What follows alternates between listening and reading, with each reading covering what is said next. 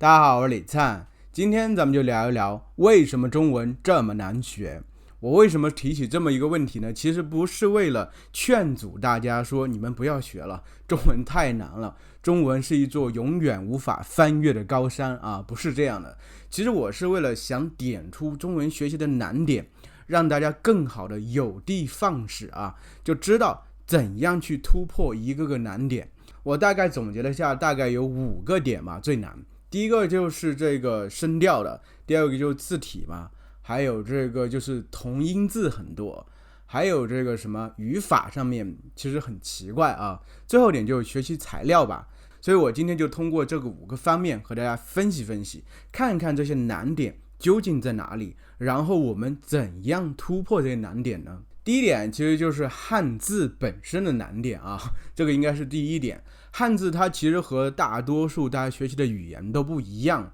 或者说和大部分人这个母语都有很大的差别，对不对？汉字就是一个一个的方块字儿，但是我们细看一下，它其实方块字儿都是由一个一个的笔画组成的。而且中文的笔画，它虽然说有32个笔画，它最基本就6个笔画，就横竖撇捺点提，对吧？像我们用手机的话，手机里头有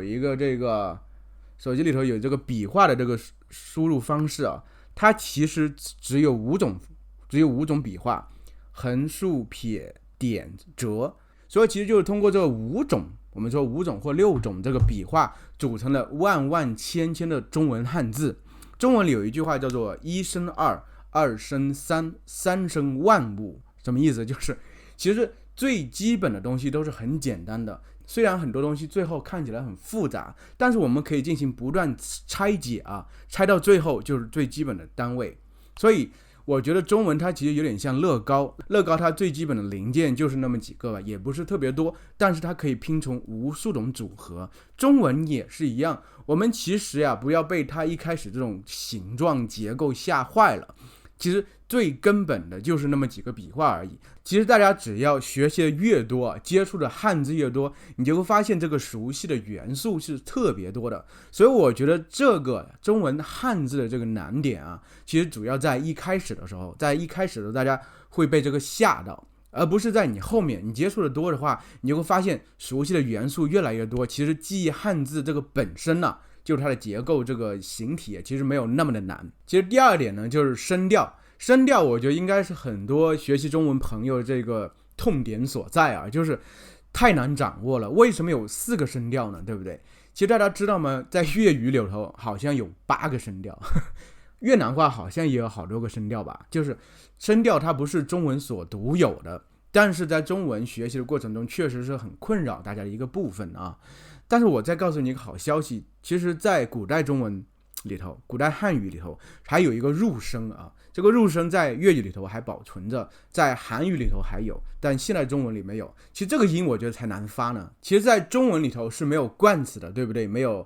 the 等等。其实之前我在学习法语的时候会有什么拉了嘞什么的，对不对？当时这些老师的这个推荐的方法就是说，你把这些和单词本身一起记。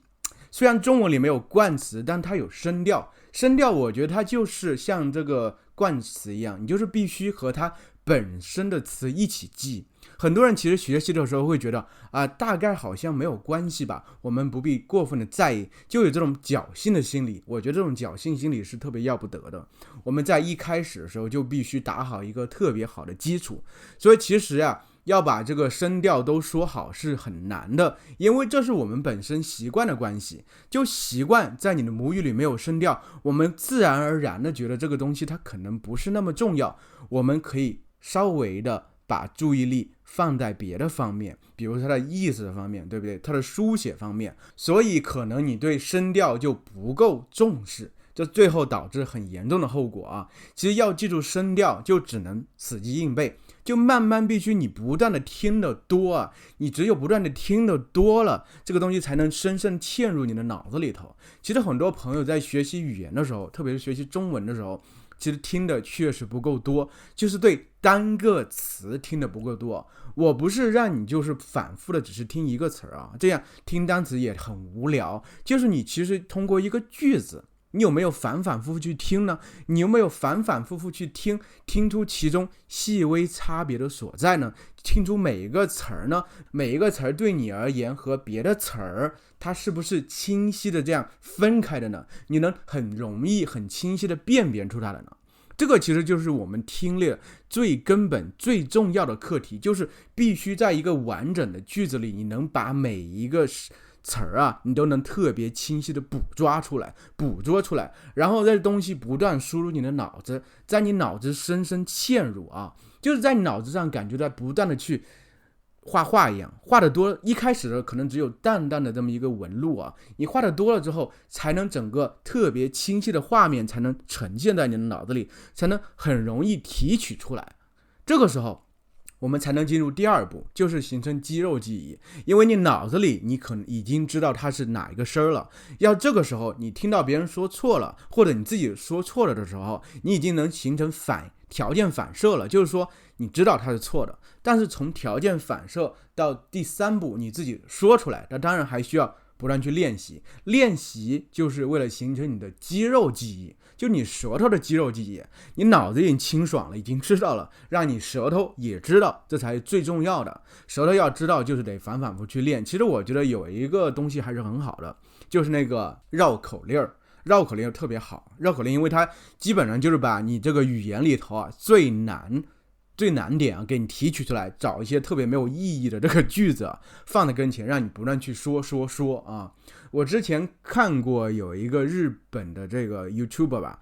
他说中文特别好，他说他其实用了1年的时间去学习中文的发音，然后用了很多时间去练习绕口令。我觉得这个方式是特别好。其实最重要啊，就中文，我觉得让很多中国人都觉得你说话很惊艳的地方，其实最主要还是你的这个声调上，你声调掌握对了，那就是无往而不利。我觉得别的东西其实都是很容易克服的，因为声调在你们各自的语言里应该是不存在的东西。第3点，咱们就讲一下这个同音字啊。中文里头同音字特别多，这也是很多朋友特别苦恼的。我听进去他们都是一样的，为什么他们的意思是不一样的，对不对？这就其实涉及中文本身这个构词法。就大家知道吗？中文里头有90%以上的词儿啊都是形声字。什么形声字呢？形声字它其实是一个构词法，就有一个偏旁部首代表它的意思，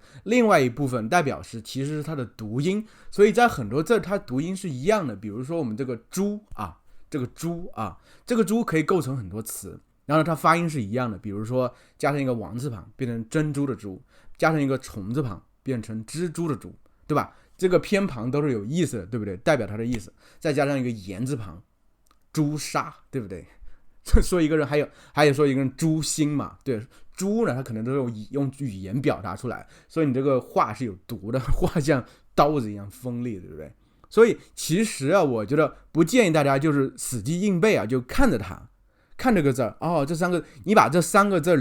放在一块记，我告诉你，你永远记不住啊。你要记这个字儿，然后你把它们有一个很明确的区分的话，还是得把它们放在一个语境里。你首先可以从小的语境、小的单位开始啊，就是把它放在一个词语里头，猪、蜘蛛、猪、珍珠、猪、朱砂、猪心、猪人，把这几个区分开来。然后我其实最重要，我觉得记这个单词词汇啊，最重要还是得有一个语境，有一个上下文，得让它有一个形象记忆。形象记忆的意思是什么意思？就是人很多时候你只是看了一个东西，你要死记硬背下来其实是很难的，你需要发挥自己的想象，给自己创造一个特别小的场景，对吧？比如说这个蜘蛛的蛛，你可以想象一下，你那天看到墙角上挂起来一个蜘蛛，哎，它还织了一个网，对吧？蜘蛛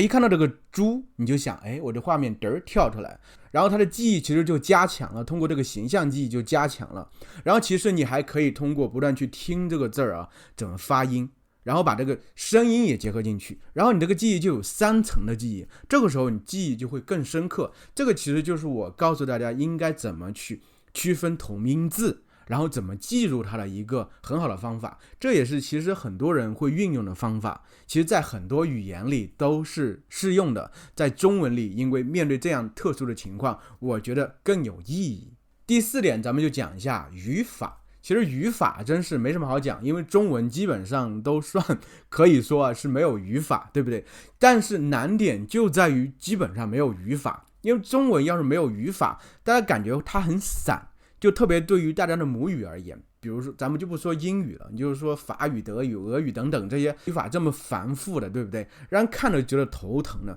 但对他们本国人而言，这些东西让他们的语言更为理性，对不对？结构更为清晰。但在中文里头没有这种东西，没有语法对这个语言进行约束。其实现在大家学习的中文语法都是我们中国这些语言学家根据西方的语法然后总结出来的。就中国自古以来就没有语法，而且大家要是有些中文能力还挺好的朋友，能看一些古代的这些小说什么的，你就会发现中文它最大一个特点啊，就是特别的短，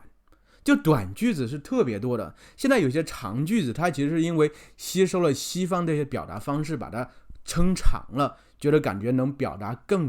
复杂的意思。但中国人骨子里就是喜欢写短句子的，所以我觉得破解这个语法在大家看来比较散的这么一个比较难以掌握这么一点，我觉得大家可以从短句子着手啊，就写更多的短句子，在短句子里头把意思表达清楚，然后这个短句子你可以通过中间若有若无的关系把它们连接在一块儿，这就是中文本身的这个意合呀，而不是像英语还有别的西欧语言，他们是形合，通过语法这些中间的这些机构啊、零件等等，把它们合在一块儿。中文就是这样，你感觉就像在空中写字儿一样，对不对？它是虚无缥缈了，然后突然之间出现的东西，就是这样。大家可以想象，所以中国人为什么喜欢说什么飘逸、缥缈这些东西，就是因为中文本身就是这样，中文就是这样自由随性。所以你要是能抓住、掌握这种自由随性的状态，你的中文就已经跳跃到另外一个层面上了，比较高级的层面上。所以我觉得这个建议大家可以听好，就是多用短句子来破解这个难题。第5点，咱们就讲一下这个语言材料的造成的困难。为什么语言材料造成困难？就是语言材料不够多、不够丰富、不够吸引人。其实很多人就觉得中国这电视剧啊，这不是这个青春片就是古装片，我根本不喜欢这些东西啊，我喜欢那些悬疑啊、恐怖啊什么的。好像中国还没有什么恐怖片比较少啊，特别是中国大陆啊。中国大陆是有一个原因啊，是什么？就是建国之后不许出现鬼，所以没有鬼哪来的恐怖的东西？所以说这方面确实是很缺失的啊。但是我觉得大家应该感到知足啊，就咱们现在这个时代，中国这些文化输出的东西已经相对于以前丰富了很多了。但是它确实还不够丰富，很多人也会觉得这些材料我们觉得没有什么意思。很多人也会觉得，我虽然 YouTube 上也可以学习的中文，但 YouTube 这些视频也不够有意思，就要么就吃的喝的，就没有一些我特别感兴趣的东西。这其实我觉得是学习任何语言一个比较难点啊。为什么英语这么好学呢？就英语这个语言材料太多了，各种类型，只有你能想得到它就有提供。所以你们可以通过任何一个点进入它，然后能找到自己喜欢材料，然后不断去吸收。你把这个地方这条路上这些材料全部吸收，你的英文就好了。但对中文而言，它可选择太少了，这个我觉得确实是一个难点。但这个怎么说？我觉得你只要用心找，还是能找到一些你喜欢的东西吧，能找到你喜欢的语言材料吧。同时，其实对我而言，这也是我一直在思考的问题，就是想解决的问题。就是怎么说呢？其实我一直比较喜欢幻想类型的东西，幻想类型的小说啊，所以我现在已经在尝试的写短篇的小说，然后把它做成这个播客，中文播客。之前有朋友在Instagram 也给我留言说，你觉得你还挺有才能的，你可以继续努力做啊。我当时觉得可能反馈不够好，一开始有点泄气啊。但我觉得其实这正是我的长处所在啊。其实我应该还有这种认识，就是我其实在拓宽这个中文这个素材，你知道吗？给大家提供中文这个素材，拓宽它，给大家多一条路，对不对？大家可能以前总是通过这个看电视啊、电影啊，还有看综艺节目什么的，对不对？现在我给大家再找另外一条路。虽然很多人也喜欢看这个中文小说啊，所以话就是文艺性的作品的话，我觉得能拿出手的比较少。当然现在网文还挺多的，但是网文我不知道你们喜不喜欢。但是我自己本身看的也比较少，所以我就